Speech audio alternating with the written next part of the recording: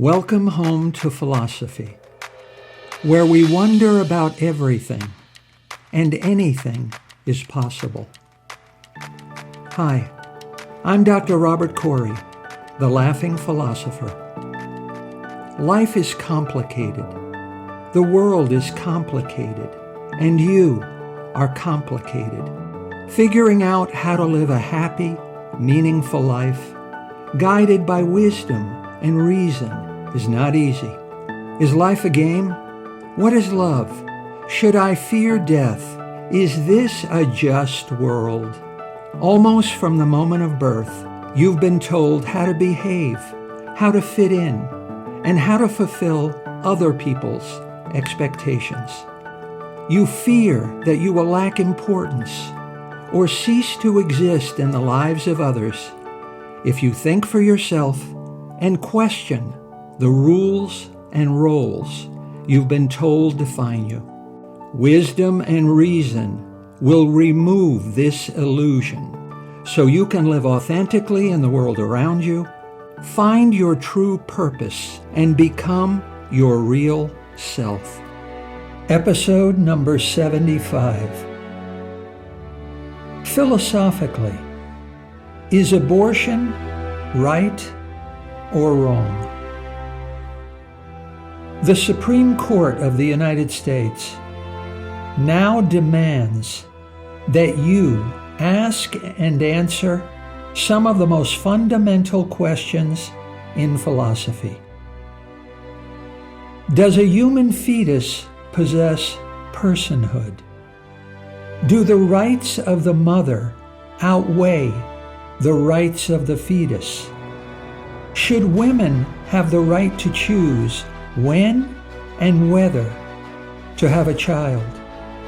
Is forced pregnancy right or wrong? On Friday, June 24, 2022, the Supreme Court decided that through its voters and elected representatives, each one of the 50 states has the right to make up its own individual answers to these important questions. It's time to make up your mind, my friend. If the Supreme Court's decision feels like a crisis, then perhaps philosophy can show you the way out of this crisis. In the next few minutes, my goal is to explain the abortion debate through the mind of a philosopher.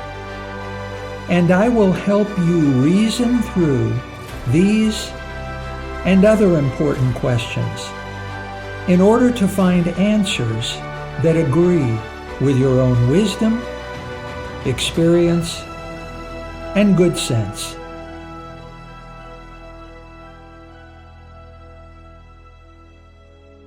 Let's get to it. Is the human fetus a person? The pro-life viewpoint attributes personhood, and therefore all of the rights and privileges of a person, to the fetus. The pro-choice viewpoint denies personhood and the rights and privileges of a person, to the fetus.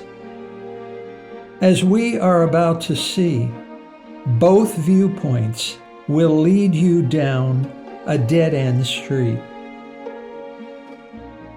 The human embryo is a human being. The human embryo is a member of the human species. It is a human organism. It shares our genetic code and may grow into a fully developed human being. However, just as an acorn is not an oak tree, an embryo is not a person. However, this doesn't settle or even address the question of the personhood of the fetus.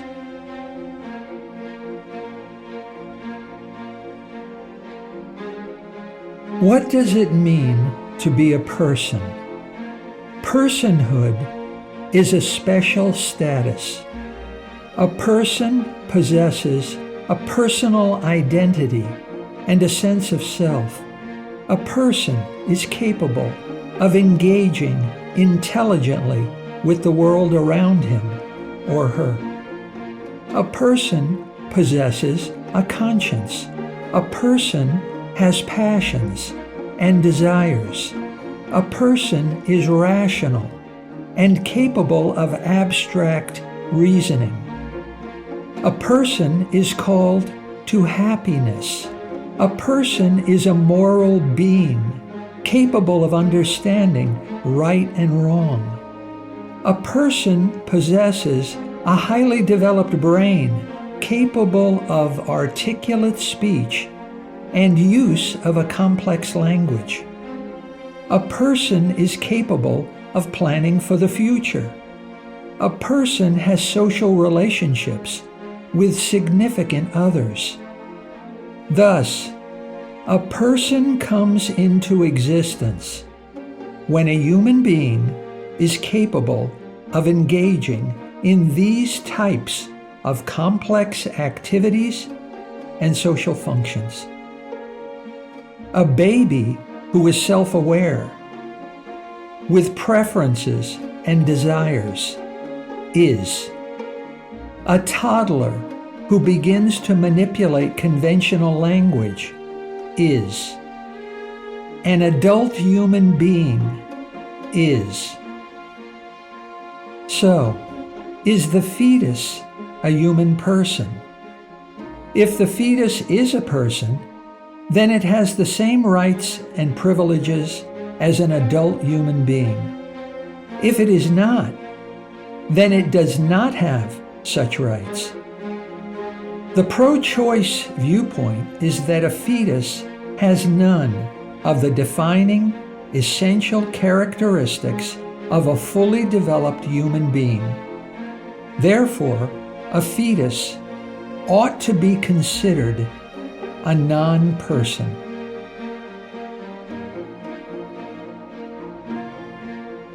What a fetus already is more important than what a fetus can become.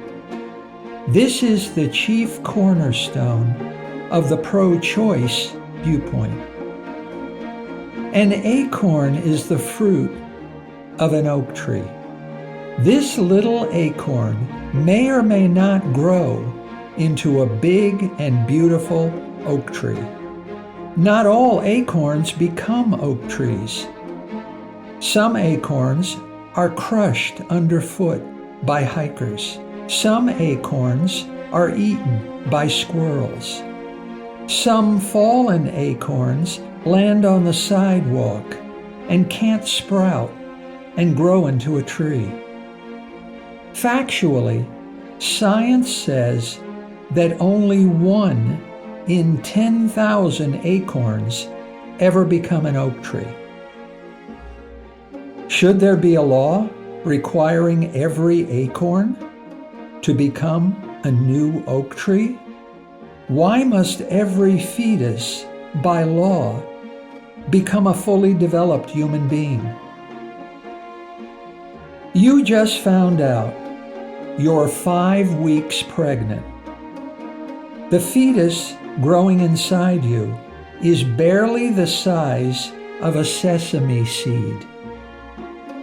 The chief cornerstone of the pro-life viewpoint is this: what a fetus can become is more important than what a fetus already is. A fetus, though not yet capable, possesses the potential to develop into a being capable of engaging in these advanced activities and sociological functions. Therefore, it is a potential person, and the sesame seed inside you ought to be accorded the same rights and privileges as a fully developed adult human being.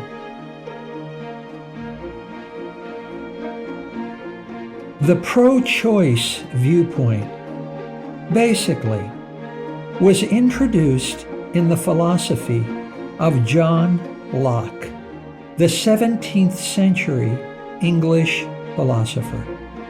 The pro-life viewpoint can be traced way back in time to the ancient Greek philosopher Aristotle. Aristotle argued that the fetus is a person. John Locke argued that it is not. Surprisingly then, the abortion debate centers on the competing opinions of two philosophers. And you thought philosophy doesn't matter. If he were here right now, John Locke would argue that abortion is moral and permissible. Abortion does not terminate the life of a person. Abortion doesn't kill a baby. Abortion is not murder. And Aristotle is straining the gnat and swallowing the camel. The fetus is not more important than the mother. An acorn is not more important than a fully developed oak tree. Just ask a homeless bird trying to build a nest.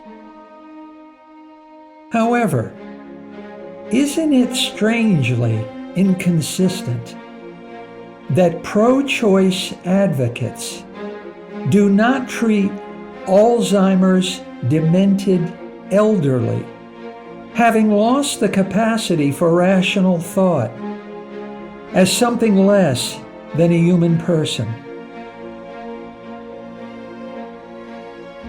If he were alive today, Aristotle would argue that abortion is just as immoral as terminating the life of an adult human being. Abortion is murder.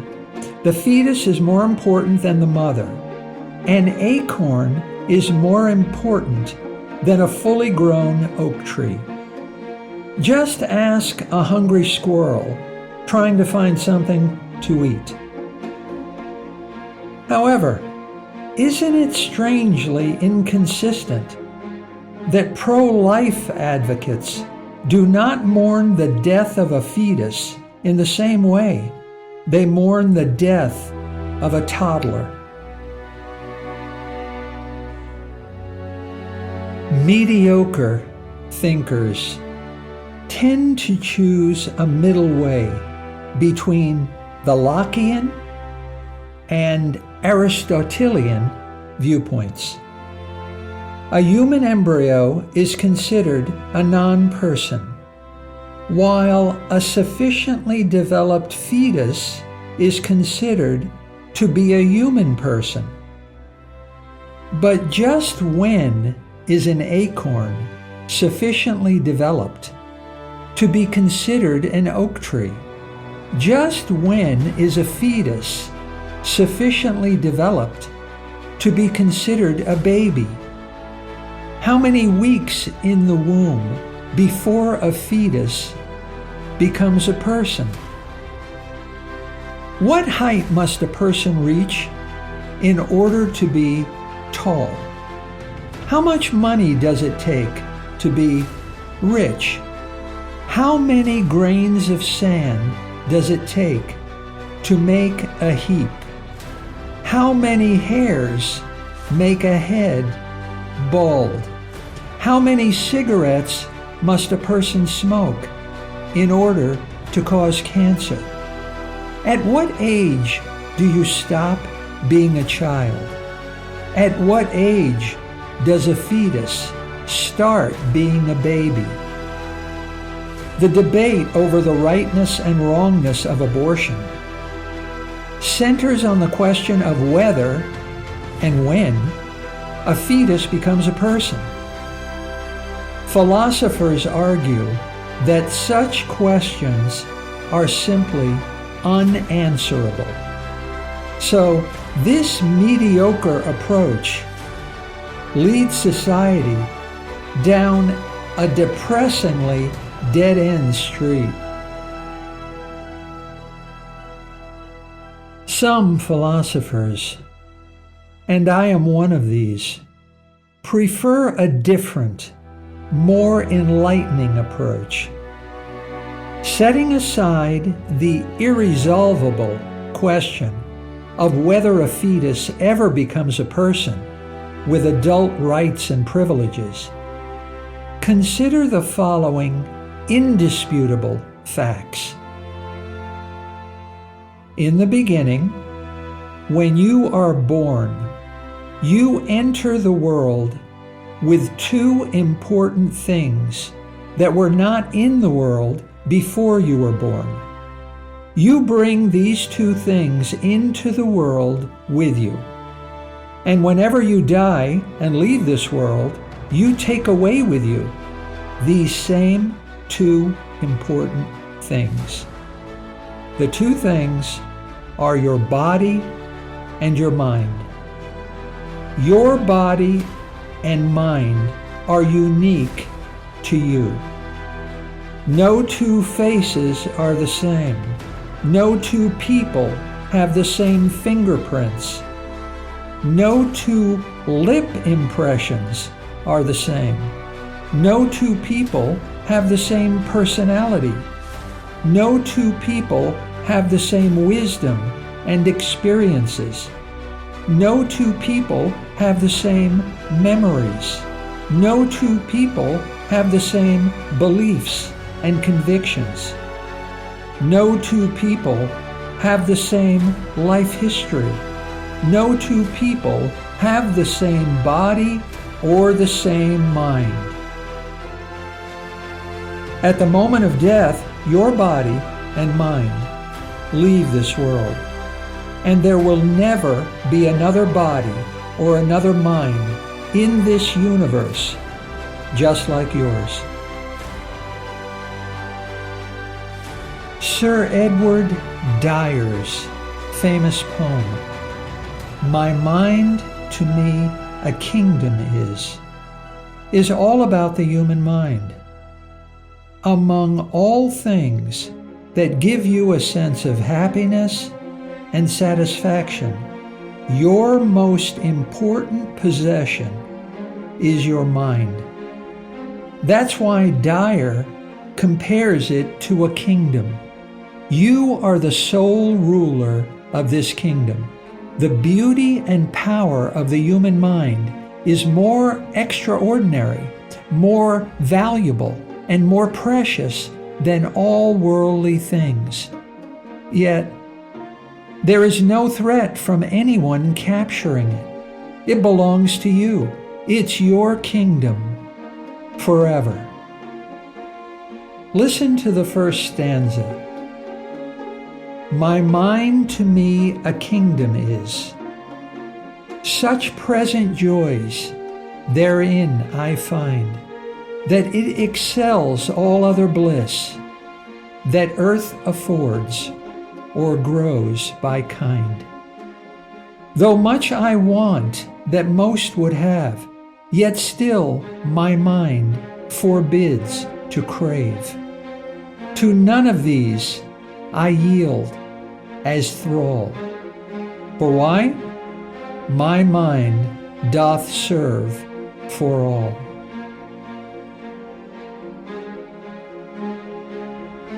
Your body and mind are your most important and most precious possessions.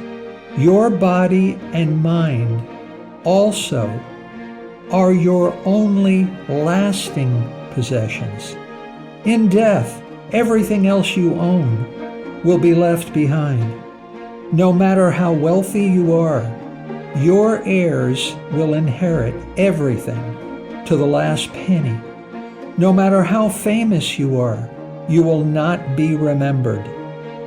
Your mansion will be sold. Your fancy office will be occupied. Your trophy wife or husband will remarry. Your best friends will make new best friends. Your children will make new children. How many times have you spoken your great-grandfather's name for any reason in the past 12 months? Do you know your great-grandmother's maiden name? Do you know your great-grandfather's chosen profession? Don't worry about how you will be remembered. Time, it has no pity. Your body and mind are your most precious and only lasting possessions. If not for you, your body and mind wouldn't be in this world. And at the end of your life, as you exit this world, your mind and body go too.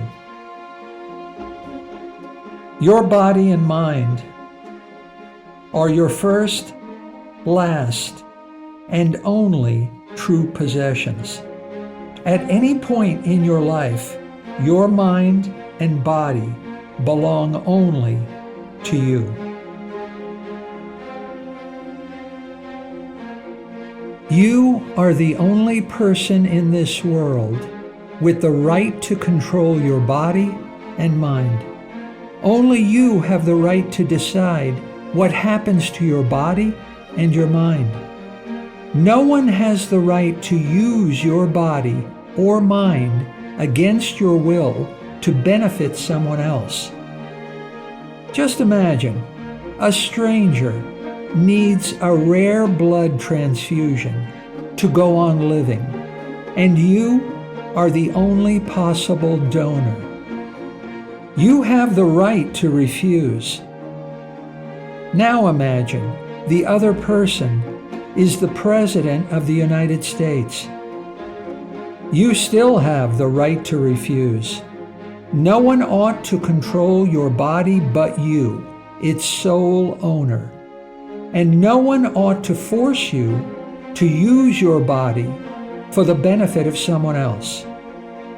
Imagine, you are kidnapped, drugged, and while unconscious, without your consent, your blood is transfused into the veins of Abraham Lincoln after he is shot by John Wilkes Booth. You saved the life of the greatest president. So why is this considered immoral? Because forced labor is slavery.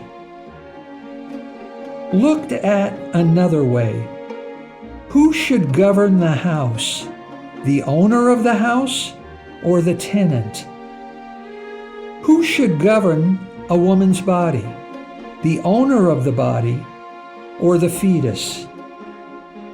In a just world, the rights of the owner should outweigh the rights of the tenant. The rights of the mother should outweigh the rights of the fetus.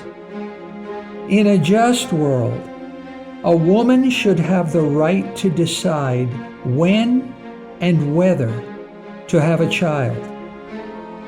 Forced childbirth is slavery. Lose control of your body or your mind, and you lose the special status of personhood. Ban abortion, and a pregnant woman loses all of the rights and privileges of a person who possesses and controls her own body from birth to death. If an adult female human being loses control of her body, then what kind of creature is she? Pregnant or not, she is a non-person. She exists only as a commodity, something of use, value, or advantage. She exists only to serve, like a hammer or an umbrella or a slave. Forced pregnancy is slavery. Looked at another way, how do you prefer to err? If you can't decide how to be right, then perhaps you can decide how to be wrong.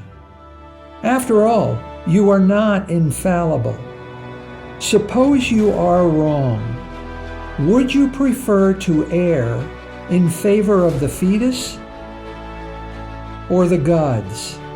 Would you prefer to err in favor of freedom of choice or control without freedom?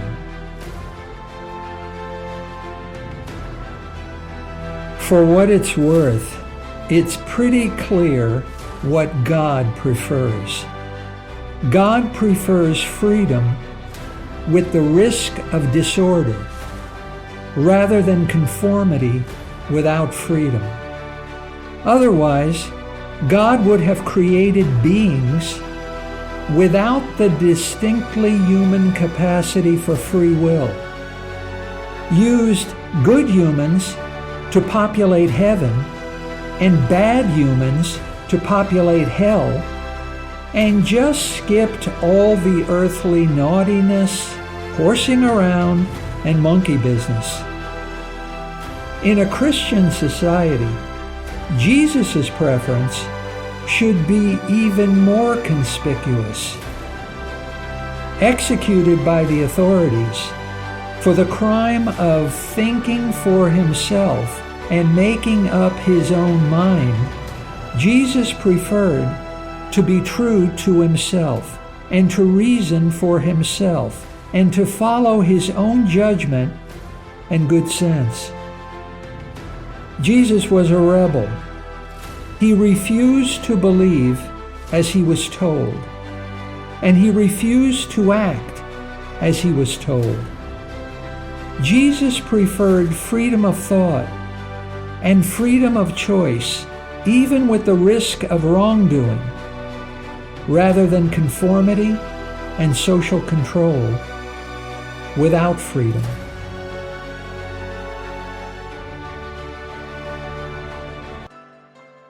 Is forced motherhood and fatherhood right or wrong? If you can't decide whether it's right or wrong, then perhaps you can decide what you want to be right if you're wrong. Suppose you are the type of person who just can't make up your mind. You just can't choose one viewpoint over the other. At this point, it may be helpful to consider what will happen if you're wrong. For example, in banning abortion, many pro-life states do not make an exception even to save the life of the mother. Pro-life advocates argue that the mother's life must be sacrificed if her death becomes necessary to save the life of the fetus. Keep in mind that there is substantial doubt and disagreement about the personhood of the fetus. The fetus may or may not be a person with all of the rights and privileges of personhood. However, the mother, without a doubt, is a fully developed human being and, without a doubt, does possess the special status of personhood. Therefore, if you decide wrongly, how would you prefer to err? If you choose to be pro-life and you choose wrongly, then the mother, who undoubtedly is a person, needlessly dies. However, if you choose to be pro-choice and you choose wrongly, then the fetus, who may or may not be a person, needlessly dies. Different errors have different consequences. So, how do you prefer to be wrong? The rational decision is to be pro-choice, not pro-life. If you're pro-life and wrong, then maybe it is a person, the fetus, that will go on living. However, if you're pro-choice and wrong, then undoubtedly it is a person, the mother, that will go on living. If you are pro-choice and wrong, then definitely you will save the life of a person. If you are pro-life and wrong, maybe not.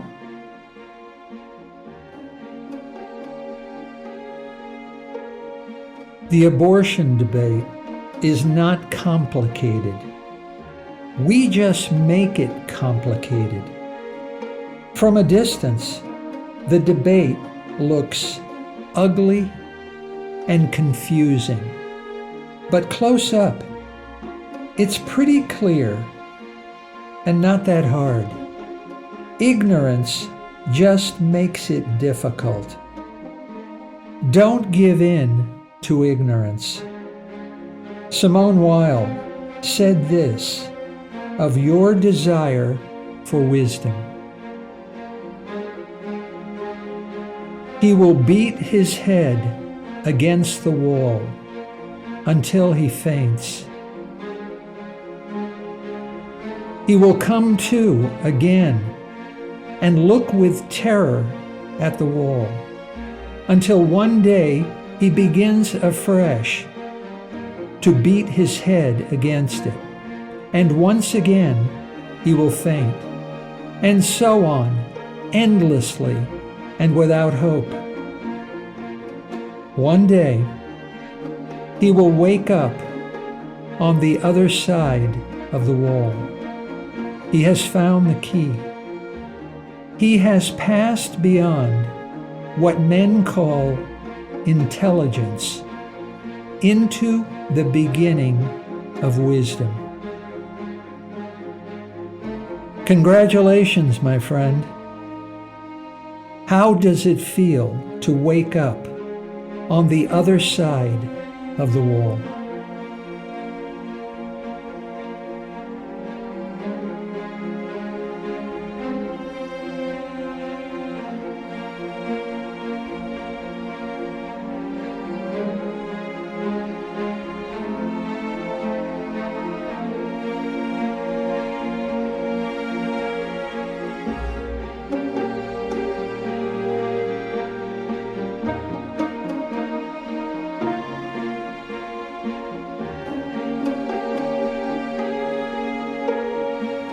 Thank you for listening.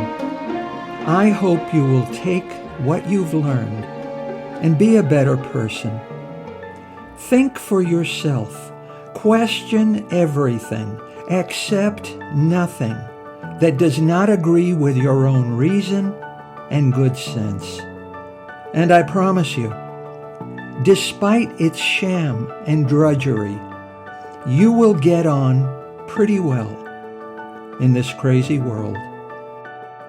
I'm Dr. Robert Corey. Until we meet again, be good.